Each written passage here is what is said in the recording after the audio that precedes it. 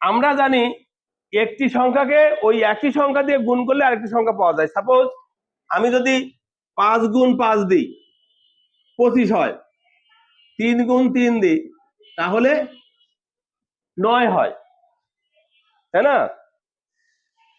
তো এই যে সংখ্যাগুলো পাই একই সংখ্যা পরস্পর গুণ করে, এই সংখ্যাকে কি সংখ্যা বলা হয় বলতো? বর্গ সংখ্যা। এটাকে বলা হয় বর্গ সংখ্যা। বর্গ সংখ্যা কি? একই সংখ্যা পরস্পর গুণ করে যে সংখ্যা পাওয়া যায়, বা যে গুণফল পাওয়া যায় তা হলো বর্গ সংখ্যা। কোন সংখ্যা? যে সংখ্যা গুণ করা হয়েছে ওর বর্গ সংখ্যা। মনে করো এই 5 গুণ 5 25 হয়েছে, এই 25 হচ্ছে বর্গ সংখ্যা। আর এই 5কে কি বলা হয়? বর্গমূল। যে সংখ্যা পরস্পর গুণ করে বর্গ সংখ্যা পাওয়া যায় তা হচ্ছে ওই বর্গ সংখ্যার বর্গমূল। তাহলে আমি বলতে পারবো 5-এর বর্গ হচ্ছে 25, 25-এর বর্গমূল 5। এরকম আরো অনেক সংখ্যা আছে। মনে করো তুমি 7 গুণ 7 দিলে 7 7 49, এই 49টা কি? বর্গ সংখ্যা। আর এই 7টা কি? বর্গমূল। ঠিক আছে? তাহলে বর্গ সংখ্যার সংখ্যা কি বলবো? খেয়াল করো, কোন সংখ্যাকে সেই সংখ্যা দ্বারা গুণ করলে যে গুণফল পাওয়া যায় তা ওই সংখ্যার বর্গ এবং সংখ্যাটি গুণফলের বর্গমূল।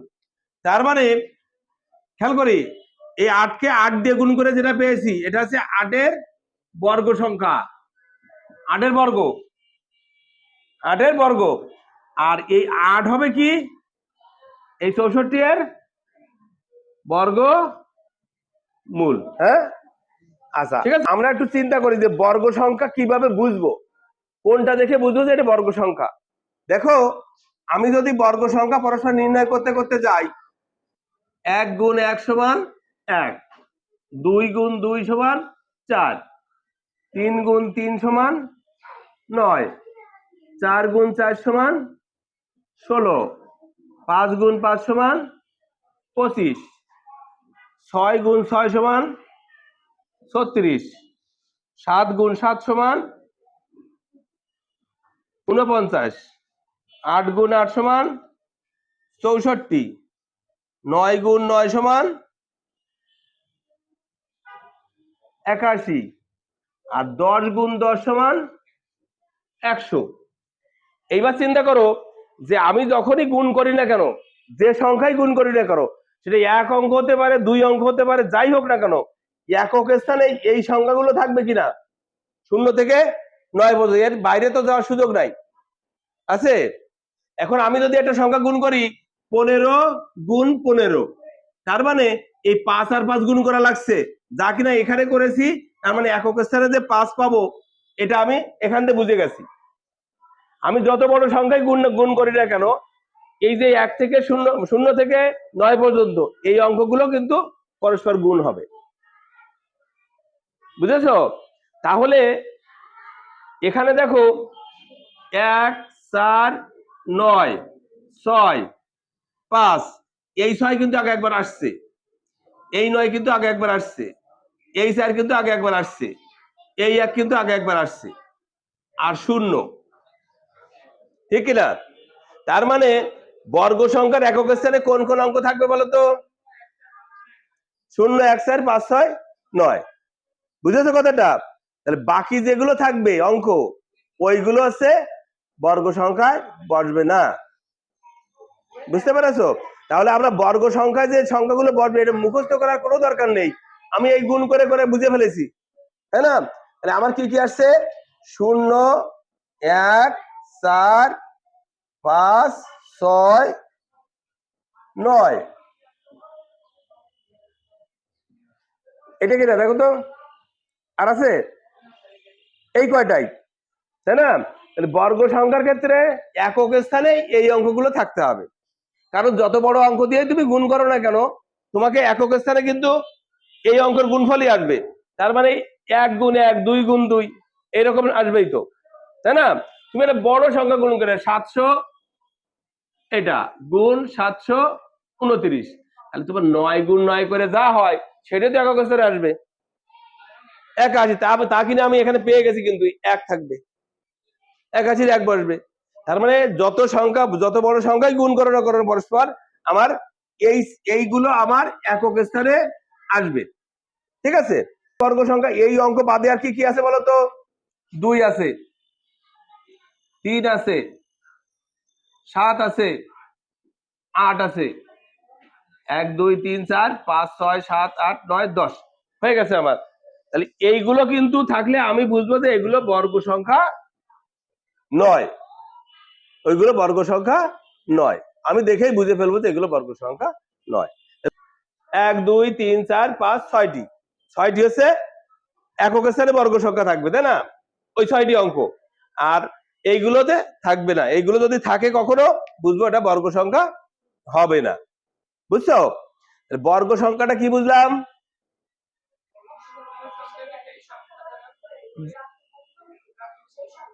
বর্গ সংখ্যা বলে কোন সংখ্যাকে ওই একই সংখ্যাতে গুণ করে প্রাপ্ত গুণফলকে ওই সংখ্যার বর্গ সংখ্যা বলা হয় বা বর্গ সংখ্যা বলা হয়। ঠিক আছে, আর ওই যে সংখ্যার গুণফলটা পেয়েছি আর যে সংখ্যাটা গুণ করেছি ওই সংখ্যার বর্গমূল হচ্ছে গুণফলের বর্গমূল। গুণ্য বা গুণক হচ্ছে, গুণ্য আর গুণক তো একই হবে, গুণ্য গুণক একই হবে, তাহলে গুণ্য বা গুণক হবে গুণফলের বর্গমূল। ঠিক আছে, এখন কোন সংখ্যার বর্গমূল আমরা কিভাবে নির্ণয় করব? আচ্ছা, কয়েকটা পদ্ধতিতে আমরা বর্গমূল নির্ণয় করতে পারি সেটা দেখি। তো মনে করি একটা সংখ্যার বর্গমূল নির্ণয় করতে হবে, আমরা কিভাবে সেটা প্রকাশ করি? 25-এর বর্গমূল, এই বর্গমূলকে আমরা এইরকম একটা রুট ওভার চিহ্ন দিই, এটাকে বলে রুট ওভার। চিহ্নটা কিরকম বুঝছো? এই রুট ওভার, এইটা সমান কত হবে? 5, তাই না?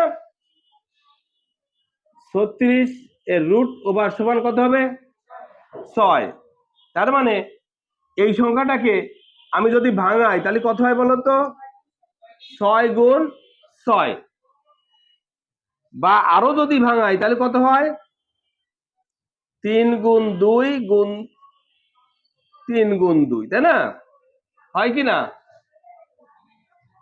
আরো যদি, হ্যাঁ, আচ্ছা, 3 গুণ 3 আর 2 গুণ 2, ঠিক আছে।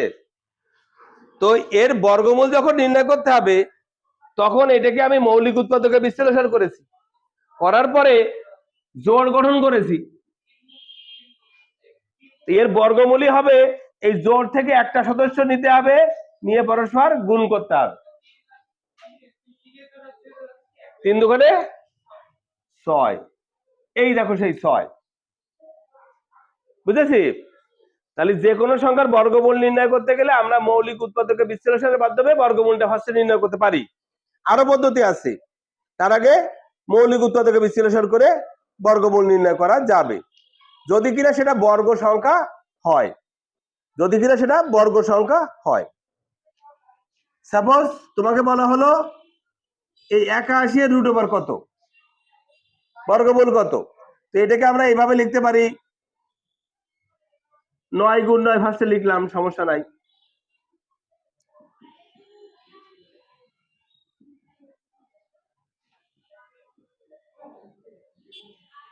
মৌলিক উৎপাদকে বিশ্লেষণ করলাম, ঠিক আছে। এরপরে কি করলাম, এর প্রত্যেকটা একটা জোড়া তৈরি করলাম।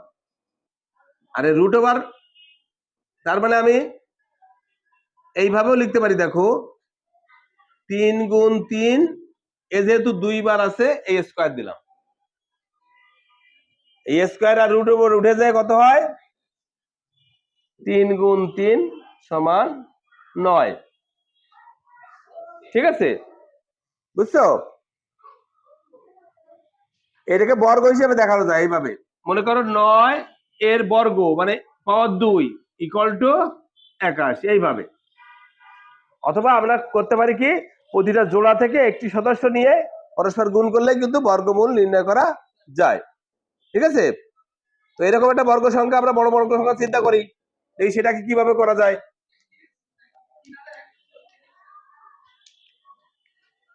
হ্যাঁ, 3100, 3136, ব্যাস। তো এটাকে এর বর্গমূল কত, মানে রুট ওভার কত? ফার্স্টে যে কাজটা করতে হবে, এটাকে মৌলিক সংখ্যা দিয়ে ভাগ করতে হবে প্রত্যেকবার। ঠিক আছে, কত হয় বলো, প্রথম কত দিয়ে ভাগ করলে মেলে? এখানে সবসময় বিভাজ্যতা জানতে হবে। একক স্থানে 6 আছে, তার মানে 2 দ্বারা বিভাজ্য। দাও 2 দ্বারা বিভাজ্য। 2 1 কে 2, 1 5 2 10, 1 6 2 12, 8 2 16। আবার 2 দিয়ে দাও। 7 2 14, 1 8 2 16, 4 2 8।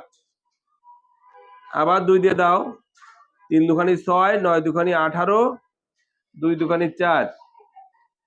2 1 কে 2, 1 9 2 18, 6 2 12, 9 2 18, 8 2 16, 7 2 8, 9 2 18, 7 7 49।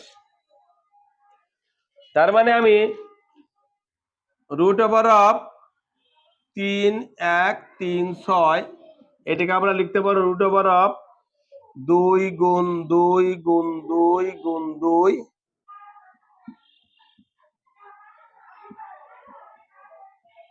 1 2 3 4 5 6 আর 7 গুণ 7, এইভাবে লিখতে পারবো। এর পরের কাজ কি, এটাকে জোড় গঠন করা।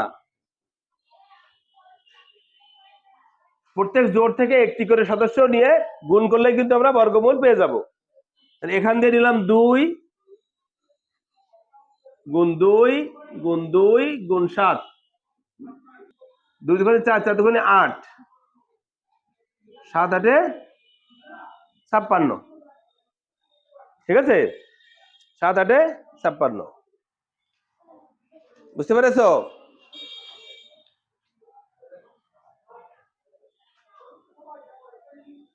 তাহলে এটা হচ্ছে মৌলিক উৎপাদকের সাহায্যে বর্গমূল নির্ণয়।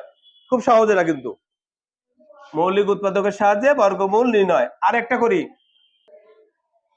এই যে একটা পূর্ণবর্গ সংখ্যা, এটাকে বললো যে এটার বর্গমূল কত। তো ফার্স্টে কি করবো, এটাকে মৌলিক উৎপাদকের বিচার 2 5 দিয়ে ভাগ করো। 5 1 5 আর 4, 5 8 40, 0 5 5 25, 3 5 15, 16 17 18, 3 5 6 30, 1।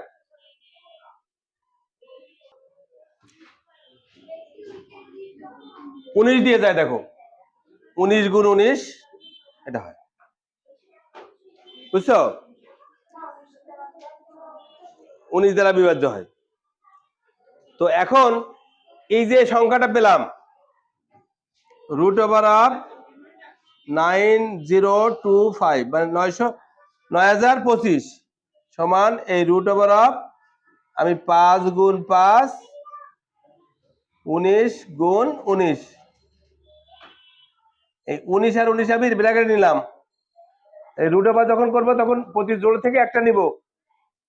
5 গুণ 19, তার মানে রুট ওভার সমান 95 হবে। বুঝছো, এটা হচ্ছে কি, মানে মৌলিক উৎপাদকের সাহায্যে বর্গমূল নির্ণয়। ঠিক আছে।